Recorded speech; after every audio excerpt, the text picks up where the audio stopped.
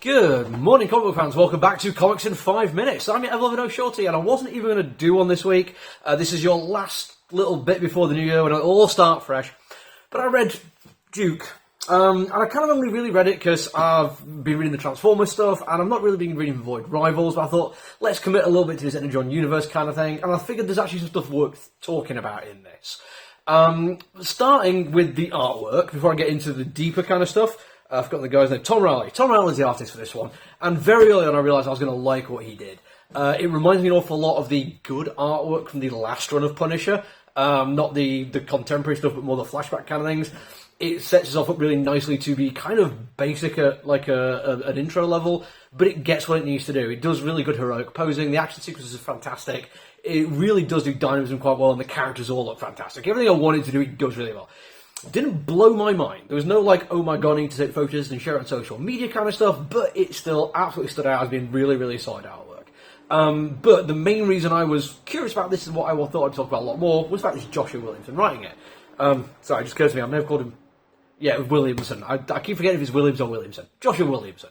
And he wrote Void Rivals, and I quite heavily criticised Void Rivals for doing one of the most blatantly obvious, see it coming a mile away, plot twist developments in Void Rivals issue 1. And it's not the fact the Transformers are there. Like, there's something way more obvious than that. So I was kind of curious, and I was going to keep checking him out. I've read some stuff for this, which I've quite enjoyed in the past. He's never really absolutely elevated the medium for me, but he's solid, dependable. However, seeing what I did with Void Rivals and how quickly I lost interest with that one, I was expecting at best above mediocre for this one. The artwork already elevated it, and I've got to say that's a solid start for me. But then we get into the writing, and there are some things he does just well. Not mind-blowing.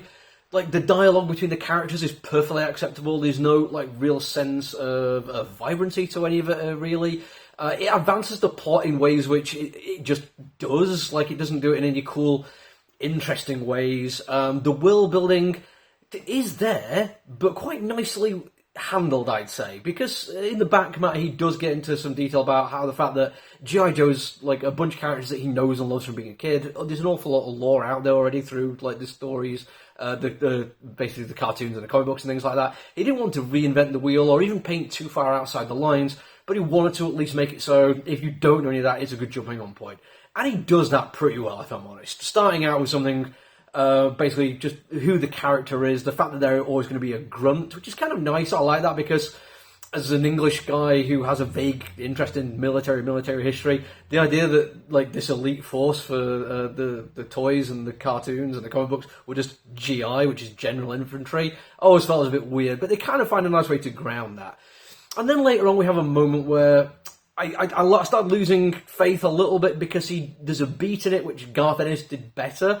In the Preacher run, when it's Jesse's dad in the boonies talking to somebody, and this POC friend of his who's a soldier realising that this guy is so very privileged that he's only just found out that the government doesn't give a damn about him, and that the army certainly doesn't. And we get that kind of moment in this where maybe for the first time in his entire military career, because up to this point he has been a good soldier who's followed orders and got the job done, he's never had any problem, but now something's happened that's weird. And he's realising that they don't have his support, that they do just see him as a grunt. I know that moment of like, yeah. And yes, Ennis definitely did that better. But then there's a really nice bit.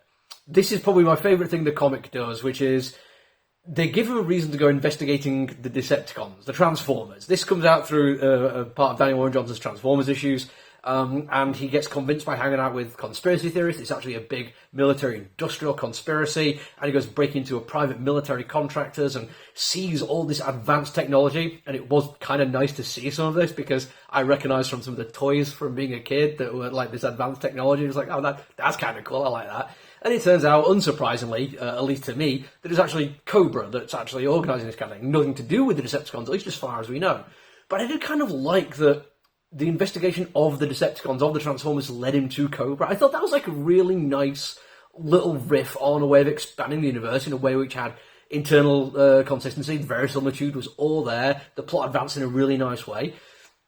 But also the idea that it's military contractors. I don't really remember much about who Cobra were. I always thought they were like some weird semi-nation army kind of thing going on.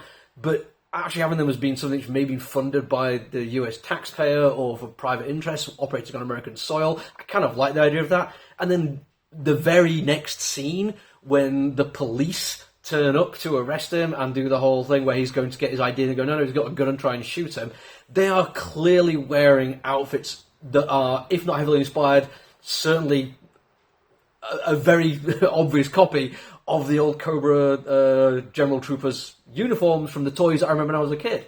And I like the idea again that this is like private military contractors. They're basically putting money into taking some of that money they've taken, reinvesting it so they've got the police on their side.